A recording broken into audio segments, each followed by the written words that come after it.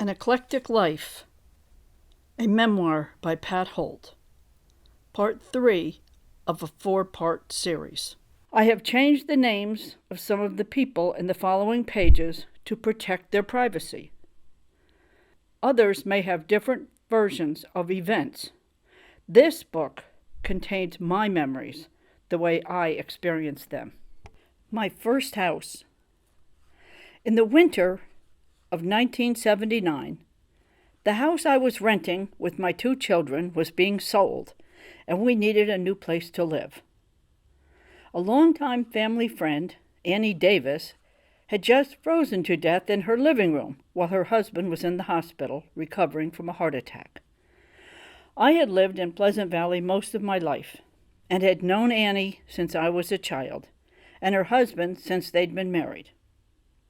My Aunt Toddy, who lived across the street from Annie, was at her house during the evening to keep her company, while Annie's husband was in the hospital because of some heart problems. The story, as Aunt Toddy told it, was that the furnace was not working, so Annie was keeping warm by a wood stove in the living room. They had been having a few drinks, and as she was getting ready to leave, my aunt said she reminded Annie to stoke the wood fire because it was going to get very cold that night. Annie replied, "Don't worry about it. Have another drink." My aunt went home. When she went back to check on Annie the next morning, she found her frozen to death near her chair in the living room. The temperature had dropped to 20 below zero during the night. The fire had gone out and everything in the house froze. The hospital released Annie's husband Warner for the funeral and to bury his wife. After the funeral, as I was expressing my condolences to Warner, I asked him, "What are you going to do now?" "I'm going to Florida," he replied.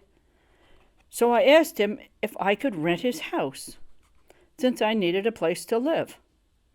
His answer was, "I'll sell you the damn thing." At the time, I was a single mother with 2 children. My son Tony was almost 12, and my daughter Karen, who had just turned 14. Although I wasn't getting child support, I had a good job at IBM. We needed a place to live, so I decided to buy Warner's house. After a few days, I went to see Warner to discuss the deal. The price decided on was $8,700.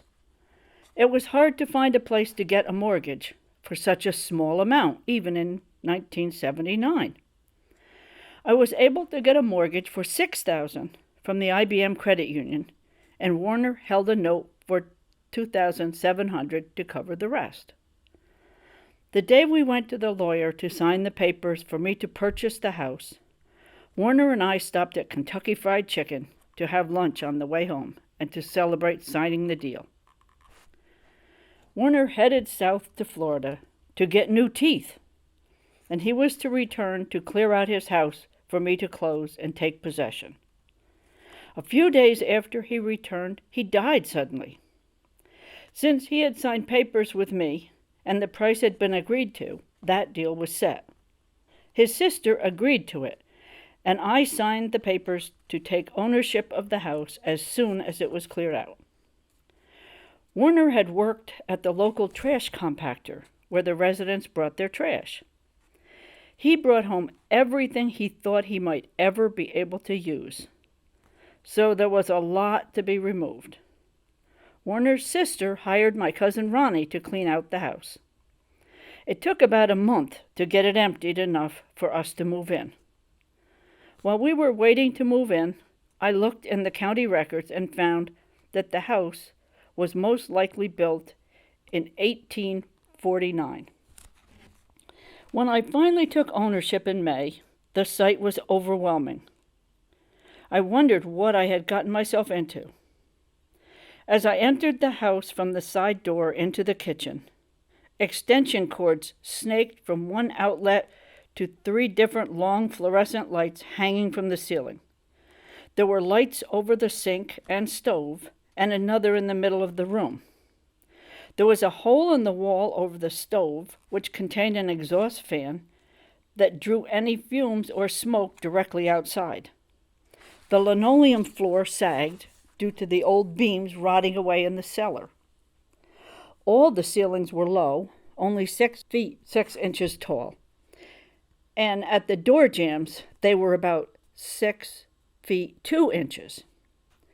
Unlike other houses, with a space between the door jamb and the ceiling, there was no room for a space there.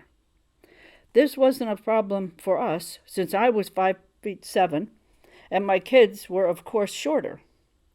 The kitchen cabinets and walls were painted a light green that had grown dingy over the years.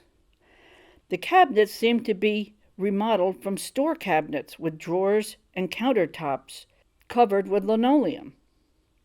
To the immediate right was the doorway to the living room.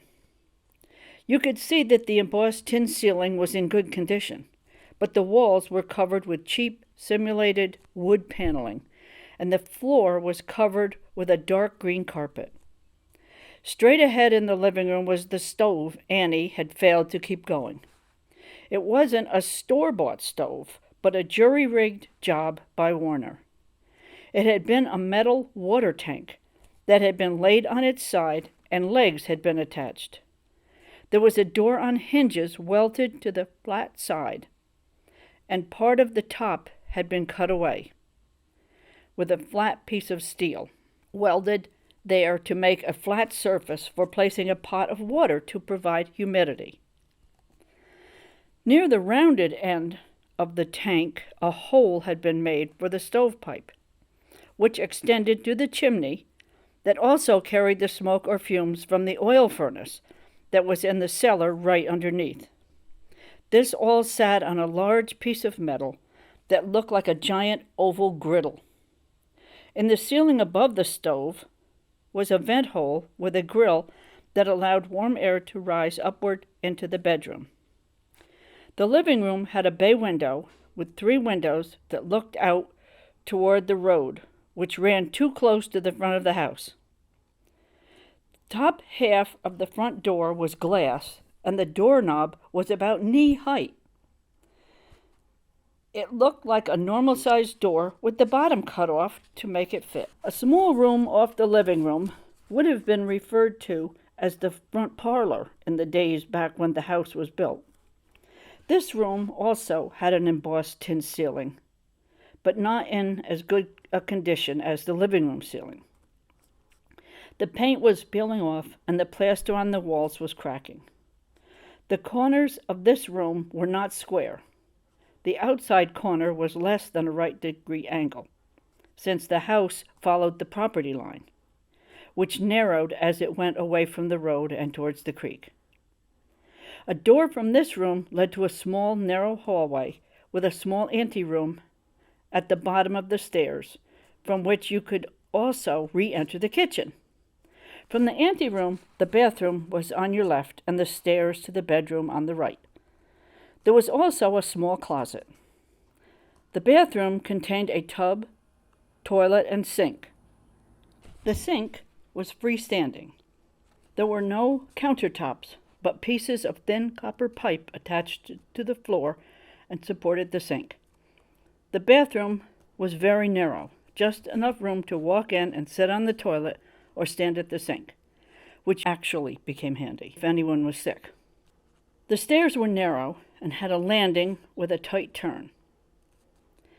To get our beds and dressers upstairs, we had to put them through a large window in one of the bedrooms, which worked pretty well.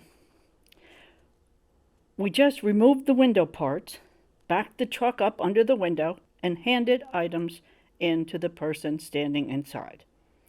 We were all happy to see that the upstairs ceilings were 1 foot higher than the downstairs ceilings. I chose the largest bedroom, the only one with a closet. It was at the front of the house, directly over the living room. The ceiling in my bedroom, like the ones downstairs, was embossed tin. The walls were cracked plaster, painted the same dingy green as the kitchen. The linoleum on the floor was multicolored with light gray feather-like designs covering the wide board floors. Tony took the smaller front bedroom. Although it was smaller with no closet, its condition was pretty much the same as mine. Karen took the room over the kitchen, the room with the big window. There were times that she used that big window to leave the house and go with her friends when I told her to stay home. Her room was long and narrow and not as big as the kitchen. Her walls were made of some kind of old-fashioned wallboard that was thick and textured, and part of her ceiling slanted towards the floor. Her floor was bare plywood.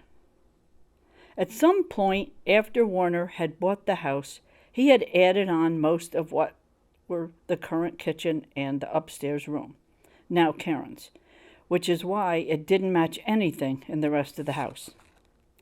A screened porch off the kitchen was really in pretty good shape. From it, you could go out a door and over a little walkway to the garage. Most of the walls were screens, and Warner had created an interesting way to close the porch in during the winter or stormy weather.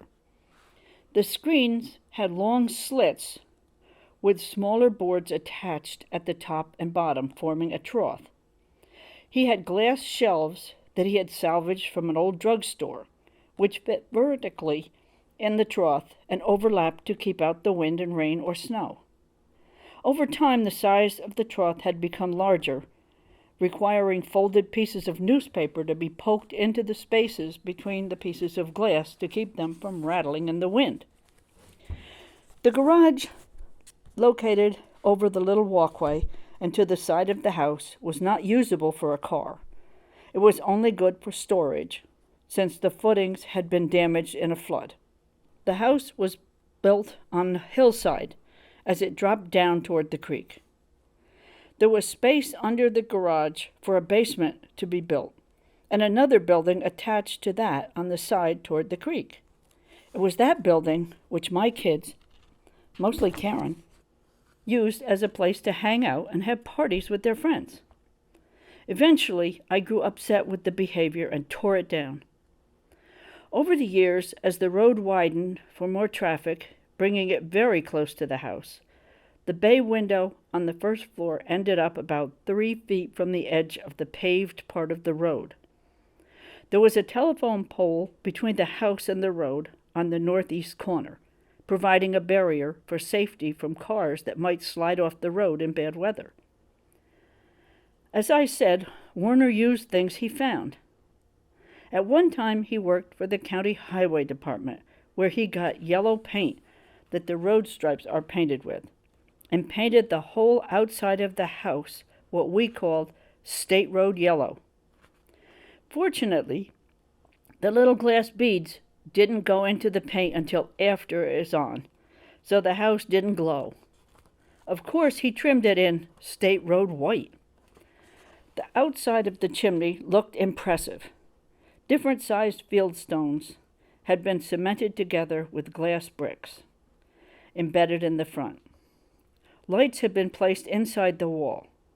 These lights worked at one time, I'm sure, but due to poor planning, there was no way to change the bulbs without taking the glass bricks out. And I didn't know how to do that. The chimney was 7 or 8 feet wide at the base. At a height of about 5 feet, it tapered to a more normal chimney size. To accomplish this, large pieces of slate covered the slope as the structure narrowed. On the side of the chimney near the kitchen door, there was a milk box attached with some metal brackets. It may have been used long ago when a milkman delivered milk, which he'd put into these metal insulated boxes if no one was home. I don't know if Warner ever had milk delivered that way, or he just thought it was a good idea to have the box there. I planted flowers in it, since by the time I bought the house, there weren't any milkmen delivering milk. When I took ownership of the house, the water pipes had frozen, and there wasn't any water in the house. Before we could completely move in, I had to have a plumber come and replumb the house. Even the pipes that weren't broken were of no use. They were a patchwork of pieces of galvanized and copper pipes. For that job, I hired a local plumber, so it went rather smoothly and quickly. This brings me to the water supply. Pleasant Valley doesn't have municipal water. Every house has its own well and septic system. So we depended solely on a well. The well for my house was a hand-dug hole in the cellar. Depending on the well was fine as long as my kids and I correctly spaced our showers, dishwashing, and any other chores that needed water. Clothes had to be taken to the laundromat for washing, which would have to be fixed, but later. It seemed there were a lot of broken windows, so I learned to cut and replace glass. While I was doing this, I thought it would be a good idea to paint the trim around the windows a color other than State Road yellow, so I painted the trim maroon. The reason the furnace had gone out the night Annie died was that the oil in the line from the tank outside and under the back porch had frozen, so no oil could flame the fire. Once the line thawed, that problem was solved, and the furnace started again for a while. Even when it was working, the furnace was not dependable. Oil was too expensive for me to buy enough to burn it consistently. It was several years before I had the furnace fixed and a regular supply of oil so that it worked dependably with a thermostat. During that time, we used the wood stove in the living room to attempt to keep warm when the furnace wasn't working. The stove was inefficient, and there wasn't any insulation in the walls of the house. So no matter how hot the fire in the stove got, a few feet from the stove was not warm. I tried using a fan to blow the heat around, but that didn't help much. I remember one time when it was really cold outside, we stood around the stove warming first our front side and then our back. I hung a curtain in the opening between the living room and the front parlor so the heat would stay in the living room. If we needed to go to the bathroom, which was always very cold, we put on coats as we left the living room. I placed a small electric heater in the bathroom to keep us and the water from freezing. At night, sometimes I would put newspapers on top of my blankets for extra insulation. Each morning, I would get up early to relight the stove to take the chill off the house, because the fire always went out in the night. There was a building in my backyard that I tore down and burned in the stove. I knew that it wasn't a good thing to burn even old boards in a stove, but we needed the wood, not the building. And it sure did make a really hot fire. I knew it was important to clean the chimney, so I found a square chimney brush and 2 pieces of long rope. For some reason, there was a removable hatch on the roof of my house. I used to imagine that it was where the original owners would go to watch and shoot Indians. But the hole was handy for cleaning the chimney. So that is probably why it was there. The opening into the attic was in my room, over my dresser. First, I would stand on my dresser, then climb up to the opening into the attic. From there, I could open the roof hatch and get onto the roof, where I would drop the rope that was tied onto the bottom of the brush down the chimney, leaving another piece of long rope on the roof. Next, I would go back into the house, down the stairs, all the way to the cellar. A hole in the bottom of the chimney allowed me to pull the rope that was dangling there from the brush. When the brush was all the way down, I would go back up the stairs, back onto my dresser, up into the attic, onto the roof, and pull the rope to bring the brush back up. I would repeat this several times until I was tired. Then the chimney would be clean, and I could seal up the roof and close the attic opening.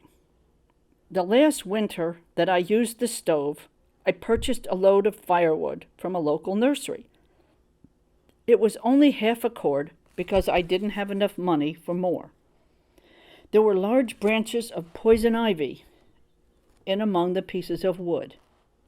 I used the poison ivy as kindling to start the fire before I realized what it was. Fortunately, since the fire was in the stove, not outdoors, I didn't breathe the smoke.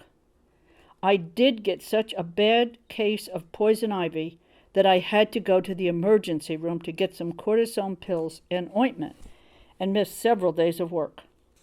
I had poison ivy on my neck, face, chest, and arms, and couldn't stand to wear clothes. I mostly just lay around wrapped in a sheet until the blisters went down and the itching lessened. During this time, Tony and his friends lovingly referred to me as the monster from upstairs. Soon after this, I met a man named Tad, where I worked at IBM. We became friendly and used to go out after work with other friends and have a few drinks. His idea of a good date for a Friday night was happy hour at a nearby bar, then back to the cafeteria at IBM for clam chowder. I never took him up on his offer of clam chowder at the cafeteria. Ted was in some ways like Warner, the former owner of my house. When he saw the problem I was having with my water supply, he came up with a solution that was innovative. A piece of black plastic pipe extended from the cellar of my house underground to the creek in the backyard about 60 feet away. He put a sump pump in the creek at the end of the pipe, and in the cellar he continued the pipe to the edge of the well. Over the well, he fashioned a system of weights using a beer bottle and a canning jar. When the water in the well went down to a certain point, the canning jar would stop floating. The weight of the jar would raise the beer bottle, which would turn the sump pump on to draw water from the creek. As the well filled to the point that the canning jar started to float, the beer bottle would drop down, and the pump would turn off until it was triggered again by the canning jar. This solution worked for a short while, but by 1980, I faced the fact that I needed a real well drilled by a professional well driller. I called the local well driller. He was familiar with my yard and didn't want to try to get down the hill behind my house or park too close to the road. So he made excuses as to why he couldn't drill the well. I called a second well driller, who took the job. He arrived with his equipment and started drilling about 6 feet from the north side of my house, back far enough from the road so that he could fit his truck. They drilled and drilled. Finally, at about 350 feet, he hit water. The cost, $2,000. He said that the pump would have to go 300 feet into the well to be sure that I would always have water. This was very strange to me, since there was a well in my cellar that was about 12 feet from the ground level, and there was almost always water oozing from the ground across the street with a natural spring. There wasn't any way for me to know for sure, so I had to take his word for the situation. When a pump is 300 feet down in a well, the amount of electricity needed to run the pump is a lot. Actually, my house had antiquated electrical service. Only two 30-amp fuses in a fuse box. To get the water out of my new well, I would need a 200-amp service. Ted was very helpful, installing the new circuit breaker box, connecting the pump at the same time, correcting a few of the wiring problems in my house. The work he did was good enough to pass inspection by the electric company. Some of my daughter's friends helped dig the trench and connect the pipes to bring the new well water into the house. I stood at my kitchen sink and turned on the water faucet to see the miracle of an unlimited supply of water from my new expensive well. I smelled rotting eggs.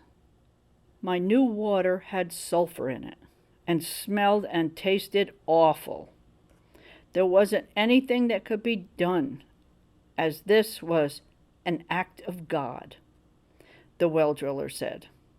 It was several years before I could afford to get a filtration system, to take some of the sulfur smell out of the water, but even with a filtration system, it never completely went out. Since Tad was about to leave his wife, he needed a place to stay. At the same time, I needed money to pay my property tax. So he gave me the money, about $600. In return, I told him he could move in with me. The more I thought about the idea, the worse it was. Since I had used the money, I couldn't give it back. So I told him I didn't have room for him, and that I would pay him back at a later date. He said he would sleep in my cellar. I was surprised about that, since my cellar had a dirt floor, and 2 of the 4 walls were just rocks piled up. The pipes and wires in the ceiling were all exposed, as were the big old beams. I didn't feel like I had a choice, so I agreed to let him stay in my cellar. He brought over several large pieces of plastic, some used for walls and one for the floor. On his floor, he added a piece of indoor-outdoor carpet. Then he brought in a cot to sleep on. I don't know how or where he kept his clothes. I used to fix supper for us all, and as I did, he would sit at the table and look at me with what I thought was adoration. But I later decided he was just spacing out. Each night after he moved in, he would descend the narrow wooden steps to his plastic-lined room in the cellar. It was around this time that I decided to go to a Methodist church singles group as a way of meeting new people. The first meeting I went to, I met a woman who had been a friend of mine about 15 or 20 years prior, when my husband was helping her with her horse. She had just divorced from her husband, and we renewed our friendship of long ago. We all went to different house parties and dances together. As things moved along, she and Tad got friendlier, and at some point she and I hatched a scheme to bring her and Tad together. She had a big house, 2 children, and a kennel. She needed help, both financial and physical. She invited him to move into a room in her house in return for some help. This seemed good for everyone, so he moved in with her. My house had a way of bringing people together. I had plenty of electricity and water and Tad out of my cellar. Next, I needed to do something about the way the floors were sagging. Through a friend, I met a guy named Chuck, who was a contractor. He was interested in me and wanted me to be his mistress. I told him I wasn't interested, but he didn't seem to hear me. I wanted him to work for me as a contractor, jacking up my sagging floors and putting new supports under them. As he worked, I talked about paying him. He would just steer the conversation to wanting to take me to bed and have me be his mistress, and that I should at least have a cup of tea with him instead of drinking beer with my friends.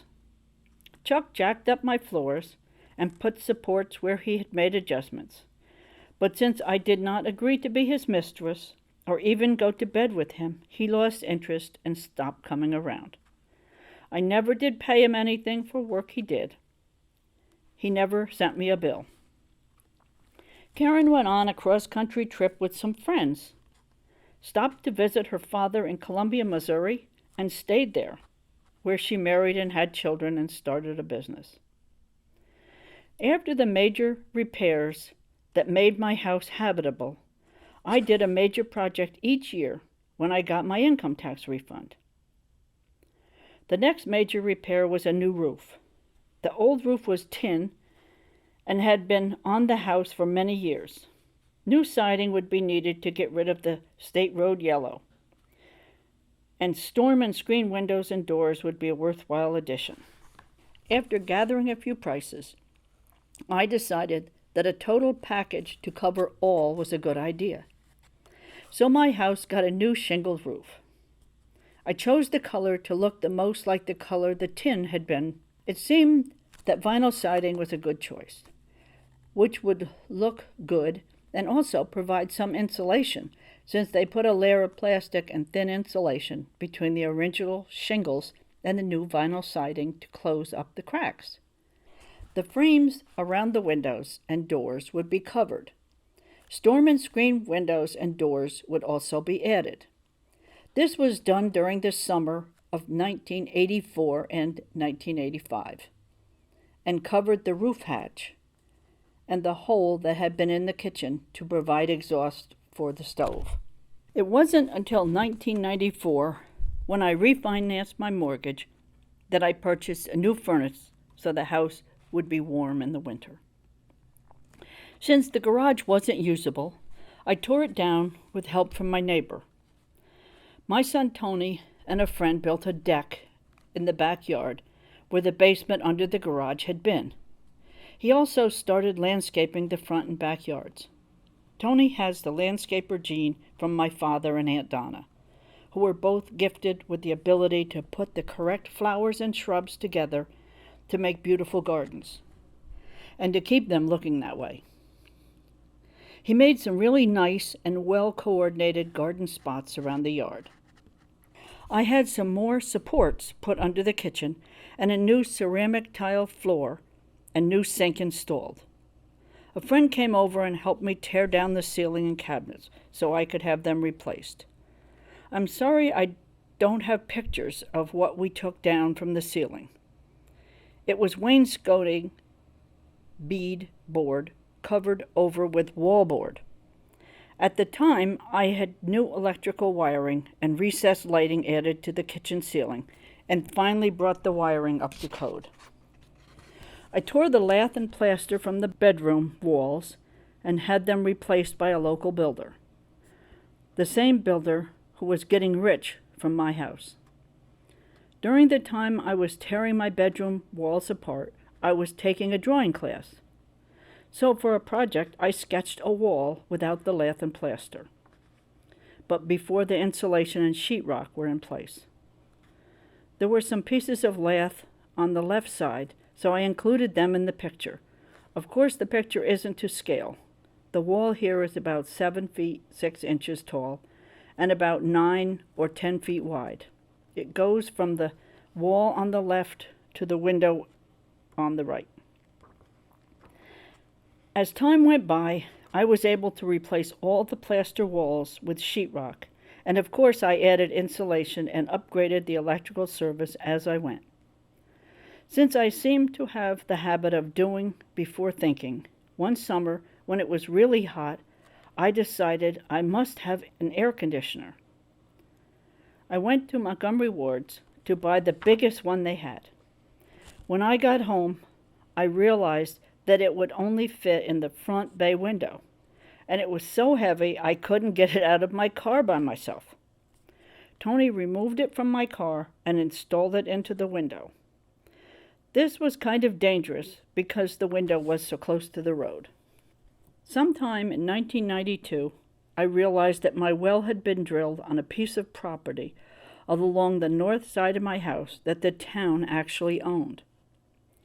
I approached the town and asked if I could buy the small piece, since it wasn't big enough for anyone to do anything with. It was given to the town by a man who had always lived in Pleasant Valley, and it was supposed to be kept undeveloped so that the fire company could get water from the creek, or people could have a way to walk to the creek for tours given by the library. The fire company had not been using this access to get water, but from the bridge instead. Although I never knew of the library giving any tours, I didn't object to this condition. I promised that I would let the property remain undeveloped and allow any access that was needed if they would sell it to me. I offered the town $100. I made the mistake of telling them that my well was on the property, and that's why I needed it. There was a monument to the local war veterans, which the local American Legion maintained, between the piece of property and the state road. When the members of the American Legion learned that I was trying to buy this piece of property, they objected because they were concerned that I wouldn't let them expand the monument area if they needed to. No matter how much I tried to explain to them that wouldn't be the case, they held their ground. There would have to be a referendum on the election ballot before I could legally purchase the property. I felt I had to withdraw my offer. I was sure no one would vote for me over the American Legion. The state road that ran to the north of my property had a bridge over the Wappingers Creek, which ran along the west edge of my property. The state decided they needed to replace the existing bridge and widen the road. As the plans for the bridge rebuilding progressed, the town decided that they would build a town park on the west side of the Wappingers Creek where the mill had stood, and move the war memorial to that spot as a focal point for the park. The mill, where fabric was dyed, had been one of the main employers in Pleasant Valley over the years. It had been abandoned and had burned a few years before. This relieved the American Legion members, so they stopped their objection to my purchase of the property where my well was. I went back to the town to purchase the property. This time I was told that I would have to pay more money. I offered $300 in April 1997. But since there was an improvement on the property, namely my well, they said no, so I offered $1,000. The town finally accepted $1,300, which they said was the assessed value on the new tax rolls. I had to agree since I needed to own my well. February 1998, I purchased the property from the town for $1,300. Later that year, the state paid me $900 for the use of that piece of property, so they could take down the old bridge and build a new one. Over the next 2 years, the state tore down the old bridge, widened the road, and erected a new bridge. Before they left, they graded my backyard, planted a few pine trees, and blacktopped my driveway, and another one on the west side of my house. Tony and his friends used the rocks that were left behind from the building of the bridge to create beautiful gardens in our new backyard by carrying rocks and making flower beds with paths between them. These were gardens near the creek. I purchased several filter systems to try to get the sulfur out of my water, but never completely succeeded. Although we all bathed in the water, we drank bottled water and always went to the laundromat with our laundry. When the Mint started the state quarters, I started collecting them for my grandkids. I have kept them in special folders to protect them and organize them. The fumes from the sulfur water got to them even in their protective folders, and all but a few I have collected since I have been in Missouri are tarnished from the fumes of the sulfur water. As with any old house, more and more repairs were needed. I retired in 2002, had less money, was making more trips to Missouri to see Karen and the kids. Even with financial help from Tony, the bills were more than I was able to afford. Tony had started back to college and didn't have time for the yard care that was needed. I didn't have the physical strength to keep it all up. Sometime around 2004, I decided that I needed to sell my house and move to Missouri. Although I had planned to remain in this house until I died, then give it to Tony, it had become an albatross around my neck. Over the years, as the value of the house increased, I refinanced several times. By the end, the mortgage was $100,000 plus a home equity line of credit. I continued to live in that house along with my son till 2006, when I sold it to a friend for $144,000, which is only about $2,000 less than I owed on it. I moved to Columbia, Missouri, so that I could be closer to Karen and my grandchildren. Tony is still in Pleasant Valley, working and attending college. My friend is very happy, and due to modern chemistry, She has succeeded in removing the sulfur from the water. I am also very happy. I am near my grandkids. I rent a very nice 2-bedroom duplex, all on one floor. I have a garage, a laundry room with a washer and dryer, city water and sewer. I don't know which I appreciate more.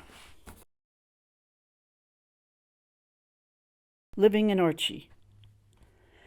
It was 1972, and my husband Frank was out of work. Since his brother could get him a job at Owens Corning Fiberglass in Kansas City, Kansas, we sold our house in Pleasant Valley, my hometown, and packed our belongings. We flew to Kansas City with our children, Karen, who was 7 at the time, and Tony, who was about 4.5. Frank's brother met us at the airport, and we went to Archie, Missouri, which would be our new home. At the time, I looked at it as an adventure, and it was. Frank's brother Harvey and his sister-in-law Zina were wonderful and welcoming to us. When we first arrived, we stayed with them until we found a house to rent. We got settled and looked for a house to buy. Archie was a small town, covering about 1/4 mile on the edge of the Kansas border, much smaller and different from any place I had ever seen. The sign at the edge of town read Archie on the first line and Pop 525 on the next line. The land all around was very flat, much different than where I had grown up in the Hudson Valley in New York State, where there were hills and mountains. Main Street in Archie was wide, with cars parked at an angle to the curb. The curb was a foot high, maybe more. When there weren't many cars parked, the street looked extra wide. The railroad tracks ran parallel to Main Street, about half a block to the east. At one end of Main Street was a car wash with corrugated tin held by posts on each side, and a narrow building with a door in the middle between the 2 lanes where cars parked while being washed. There were the usual hoses suspended high overhead so that you could wash all sides of your car without moving it.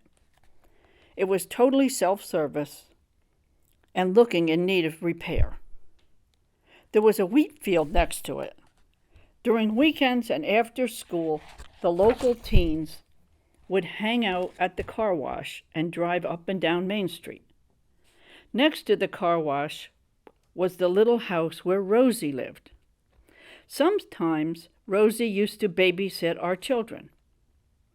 Along the Main Street were a post office, a barber shop, Days Sundries, a laundromat, a library, a general store on the corner, and a small park for the kids to play at with some swings. Behind the library, along the railroad tracks, was the grain elevator, where the farmers brought their grain so it could be loaded onto the train. The town hall and police station were on the opposite end of Main Street from the car wash. There were also a few buildings containing businesses that were closed. Most of the stores had awnings built onto the front. There were 4 streets running east and west, all named for trees: elm, walnut, chestnut, and pine. According to what I remember, the streets running parallel to Main Street were numbered streets, like First and Second. But when I looked on the internet at maps.google.com, those streets had names of different states on the west side of Main Street and presidents on the east side of Main Street. There were 4 churches in Archie, the same number as in the town I came from, with a population of about 9,000. There weren't any bars or liquor stores in town. It was a dry town. That was a really strange concept for me to understand. A town without any alcohol sold anywhere. What were they thinking? As promised, Frank got a job with Harvey, about 50 miles north on Interstate 71. They worked rotating shifts, but were on the same alternating schedule between nights, days, and evenings, with 2 or 3 days off between shifts, so they could ride together most of the time. The first house we rented was big and old. It was about a block from the school. There was a kitchen and living room and 2 large bedrooms. It would have been a very nice house if it didn't have a hole in the living room floor. There was a porch the length of the house on the east side and a smaller one on the south side or front of the house. We had a mouse in the kitchen. He seemed very cute in the beginning, with big ears, but the more I thought about him, walking around on my silverware and dishes and leaving little droppings, I didn't think he was cute anymore, but needed to be killed. He just wouldn't accept the cheese we left in the trap for him. He just came and went as he pleased through the hole in the living room floor. The only way to resolve the problem was for us to move out and leave him behind. We bought a house on Chestnut Street, which was the same house but across the street from where Harvey and Zina lived. We lived on East Chestnut. They lived on West Chestnut. After we moved, we remained friends with our neighbors, Pat and Charles Anderson, who had lived across the street. They had 3 kids, Spike, who was about Tony's age, Kelly, who was Karen's age, and Angie, who was a little older. The house did need work. The floors sagged, but didn't have holes like the previous one. It was located on a corner lot at the southeast edge of the city and had a big kitchen with no mice. There was a narrow stairway that led up to the rooms that became Karen and Tony's bedrooms. Frank brought home insulation for the unfinished walls upstairs, but never got any further than putting up the insulation. The walls remained studs with insulation between. Sometimes Frank and Charles would go noodling in the Grand River, which looked like a muddy stream to me, since I was used to the Hudson River. I didn't know rivers could be so small.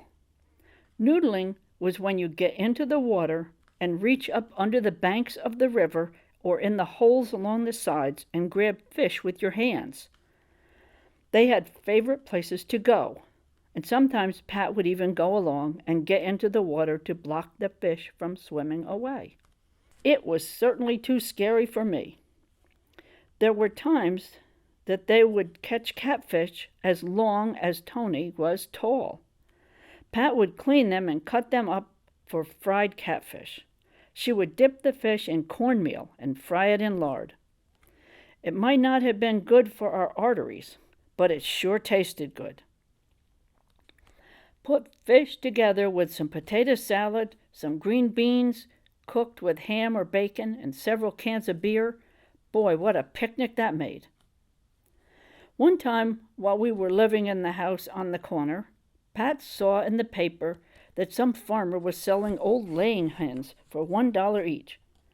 She encouraged me to come along, and we would buy a couple to cook up for a stew. We drove out to the farm and bought a few hens. They were alive, so we had to kill them when we got them home. I wasn't sure how to go about that, since the only way I was familiar with killing chickens was when I was a kid, and my father used to cut their heads off with an axe on an old stump. He then let them run around like chickens with their heads cut off until they fell over. My mother's job had been to dip the chickens into boiling water, pluck the feathers, and clean them. As we got ready in my backyard, Pat, with her cut-off jeans and bare feet, took charge, since she had more experience in actually doing the job. She took on the killing job by stepping on the chicken's head with her bare foot while she held the hen by its legs, then giving a quick, strong pull. Off came the head. Then she let the chicken run around just like my father used to. We were each going to pluck and clean our own chickens. The cleaning part wasn't hard for me, but I couldn't stand the heat, so Pat plucked mine and hers. Frank's mother, father, and brother John wanted to move out of Kansas City. So we bought the house next door on East Chestnut and moved into that so they could move into our house on the corner. That house was in the best shape of all the houses we lived in during our time in Archie.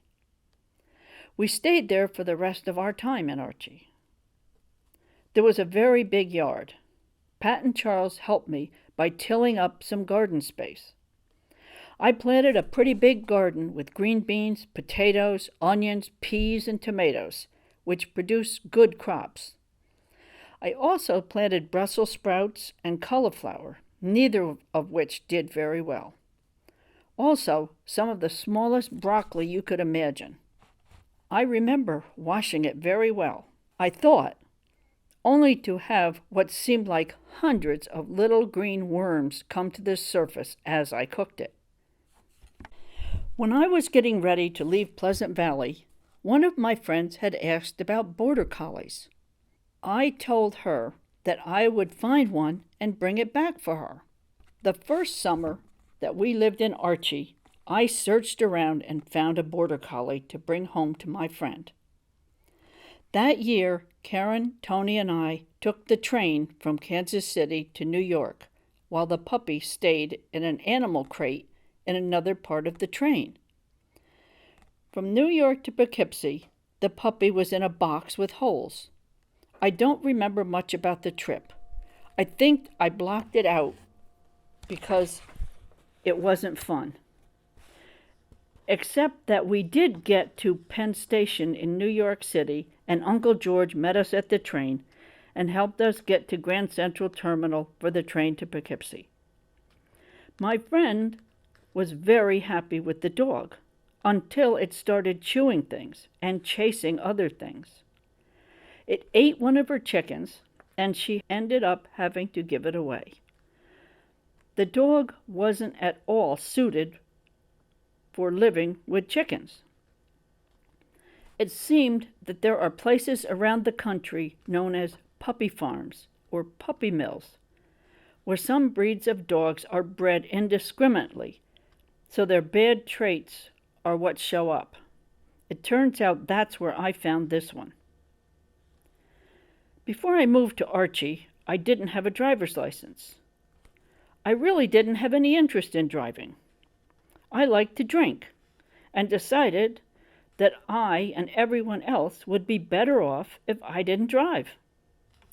After I lived in Archie for a while, I realized that I really needed to be able to get out of town when I wanted to, instead of being dependent on other people. I decided that I would get a license. At the time, we had a white Ford pickup truck with blue trim that we purchased when we arrived in Archie. It was pretty large and had a cap on the back, so I had to learn to back up using the big side mirrors. The first time that I started out to go to Harrisonville to take my test, I stopped at the post office on the way to mail a letter. Instead of getting out of the car, it seemed a good idea to me to pull up to the outside mailbox. Well, it wasn't such a good idea, as it turned out, since I misjudged and knocked the side mirror off the truck, thus postponing my driver's test until the mirror was fixed. I did successfully pass my driver's test and get my license. Frank got me a big light green Ford Country Squire station wagon with simulated wood grain along the sides. One time, as I was preparing for a trip back to Pleasant Valley, I got the idea to get some Coors beer for my friends back home. Coors wasn't available east of Kansas, so I went over the Kansas border to a bar and bought several cases of it. Before I got them packed into the car, I got together with our friends Pat and Charles to drink some of my new special Coors beer. As soon as they looked at the top of the cans, they told me I had made a mistake. Clearly marked on the top of each can in red ink was the fact that it was 3.2% alcohol. The normal alcohol content of beer is 5%. I found out a little late, in Kansas, if you want beer to be normal 5%, you need to buy it at a state ABC store, not a bar. I was bored with my life in Archie, so I looked for things to fill it during the day while the kids were in school. In April 1975, I ran for mayor of Archie, but I failed to get elected. This is the ad from the local paper. Meet Pat Holt. Pat is the mayoral candidate in next week's city election. A 3-year resident of Archie, Pat, her husband Frank, their children Karen and Tony came from Pleasant Valley, New York, which is Pat's hometown. Pat likes our hometown and has taken an active interest in community affairs since locating here. Pat is 35, a U.S. Marine from 1959 to 1962. She is presently active as Cass County PTA historian, Cass County chairman of public education of American Cancer Society, 3rd-year chairman of Archie's Cancer Drive, a registered emergency medical technician, regularly working with Archie's ambulance volunteers, and a member of St. Peter's Episcopal Church in Harrisonville. Having just completed nursing assistance training, Pat is employed at the Countryside Nursing Home in Butler. Pat is honest, energetic, inquisitive, concerned, committed to her beliefs. Having no conflicts of interest or business affiliations, Pat is available and responsive to the needs of people and the community. Archie's need for more direction of leadership is evidenced by the views expressed to Pat by her citizens. Among these, more cooperation and openness between the council and the citizenry.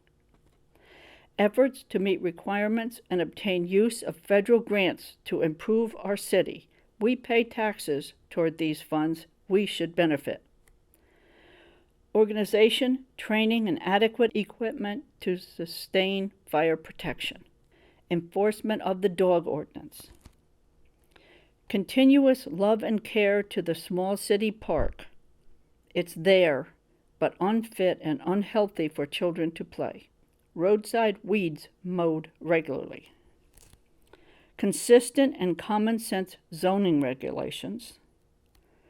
Long-range plans for recreation facility, including a swimming pool and park. A beautification and cleanup program.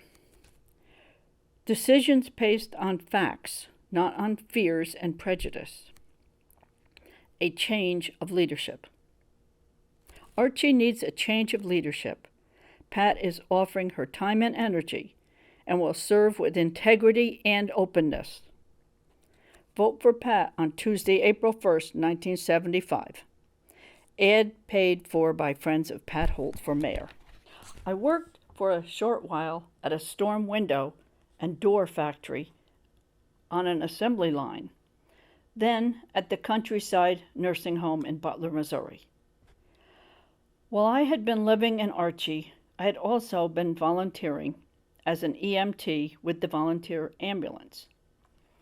The ambulance that they used had been a hearse and was modified.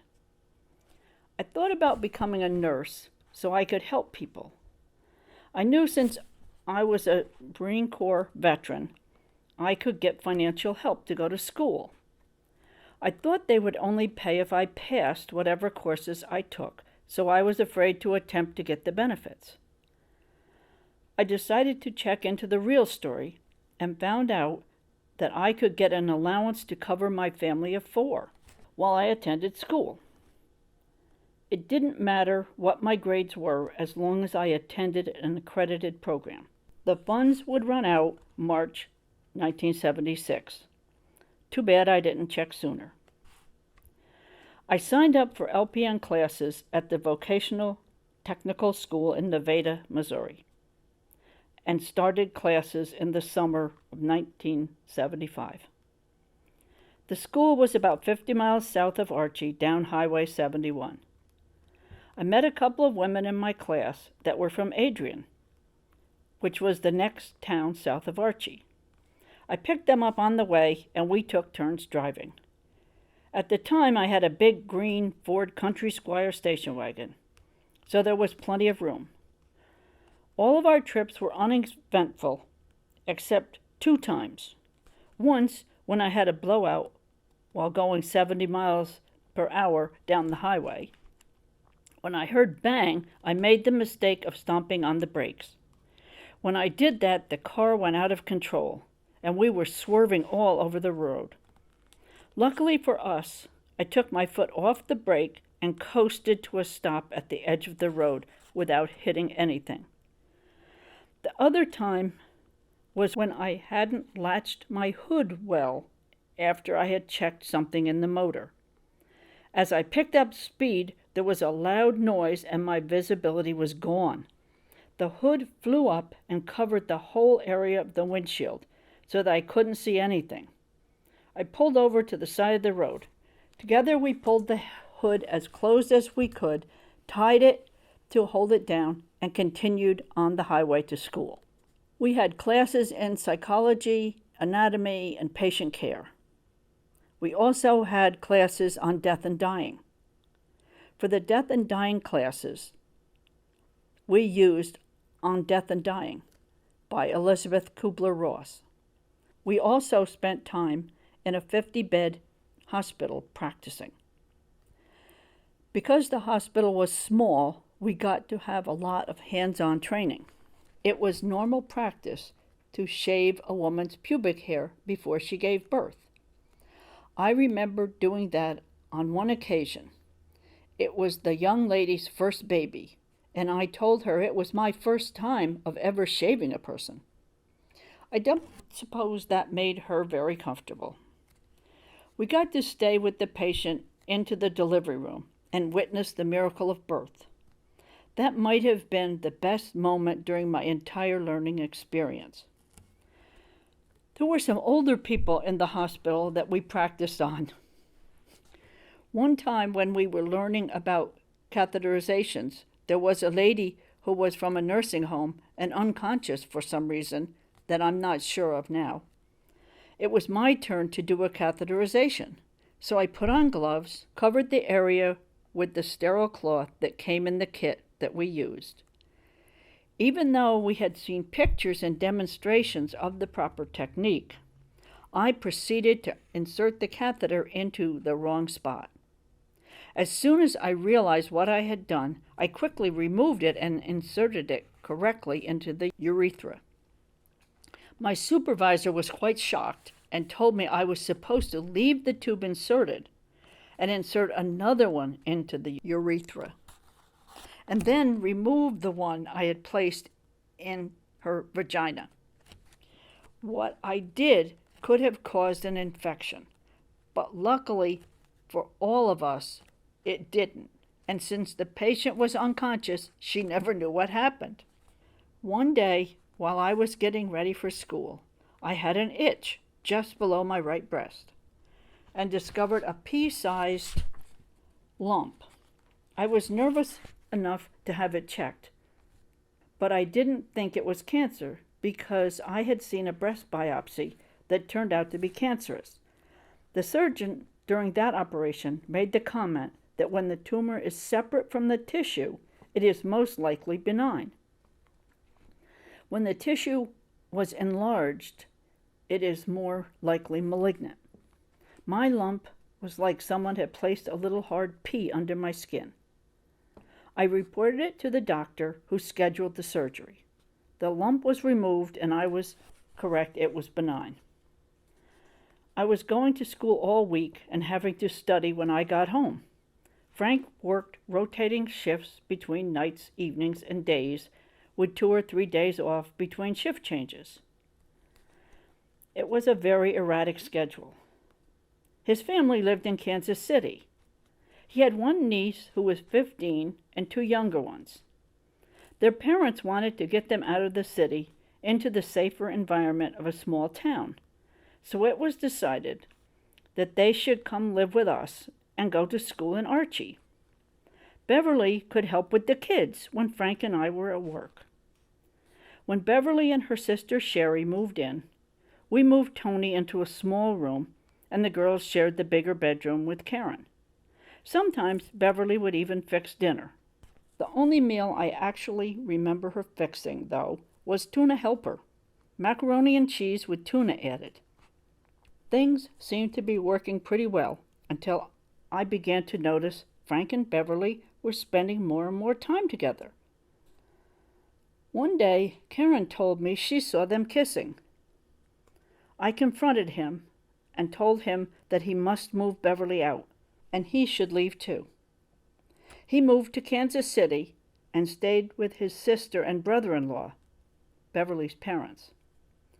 I filed for divorce, and since he didn't respond in 30 days, papers were served on him at his job because I didn't know exactly where he was living.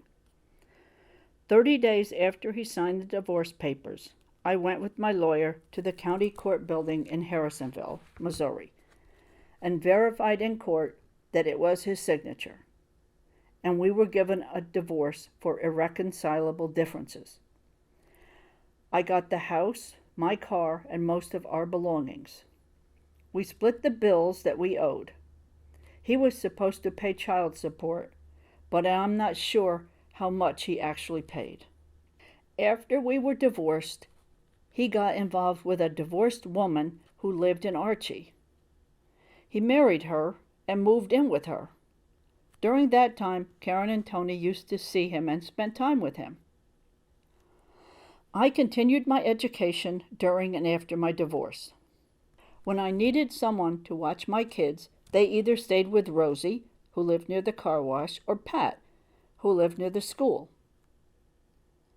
When I graduated from LPN school and sold the house, with Frank's help, I loaded everything I owned into a U-Haul, packed up the kids, and moved back to Pleasant Valley.